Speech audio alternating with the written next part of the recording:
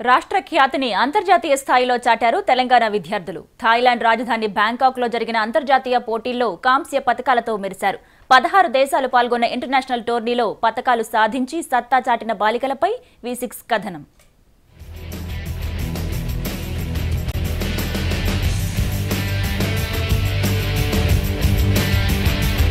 Thailand లో జరిగిన అంతర్జాతీయ కరాటే పోటీల్లో రాష్ట్ర విద్యార్థులు సత్తా చాటారు. బ్యాంకాక్ లో జరిగిన పోటీల్లో భారత్ 5 పతకాలు గెలుచుకుంది. వీరిలో రాష్ట్రానికి చెందిన అంజనా, శృతి ప్రతిభ చూపారు.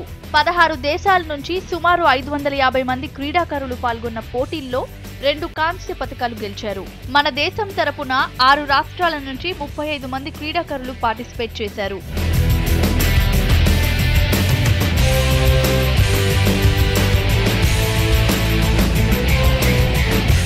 నెల 16 నుంచి 20 వరకు థాయిలాండ్లో జరిగిన అంతర్జాతీయ స్థాయి కరాటే పోటీలకు మన తెలంగాణ నుంచి ఈ విద్యార్థులను తీసుకెళ్లడం జరిగింది. అలాగే మన తెలంగాణ ప్రభుత్వం కూడా ఇలా మాకు స్పాన్సర్ చేసి ప్రభుత్వం పంపించడం జరిగినది. అక్కడ ఆ టోర్నమెంట్లో ఇంటర్నేషనల్ టోర్నమెంట్లో 16 కంట్రీస్ పార్టిసిపేట్ చేశాయి.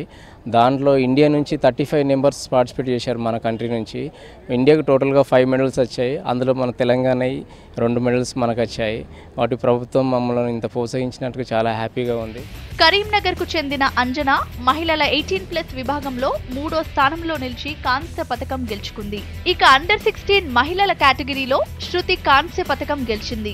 ప్రభుత్వం ఆర్థిక సాయం చేయడంతోనే మేము ఈ పోటీల్లో పాల్గొనగలిగామని అమ్మాయిలు చెబుతున్నారు. జూలై 16 నుంచి 28 వరకు జరిగిన అంతర్జాతీయ పోటీల్లో పాల్గొన్నాను. దాంట్లో నాకు బ్రాంజ్ మెడల్ వచ్చింది. థాయిలాండ్లో జరిగిన టోర్నమెంట్లో మొత్తం 16 కంట్రీస్ వచ్చాయి. 550 మెంబర్స్ పార్టిసిపేట్ చేశారు. ఇండియా నుంచి మొత్తం 35 మెంబర్స్ పార్టిసిపేట్ చేశారు. దాంట్లో ఓన్లీ 5 మెడల్స్ వచ్చాయి.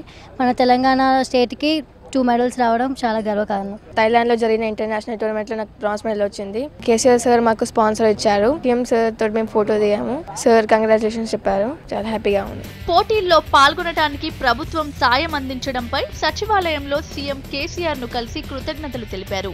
ఈ సందర్భంగా క్రీడాకారుల్ని ముఖ్యమంత్రి అభినందించారు.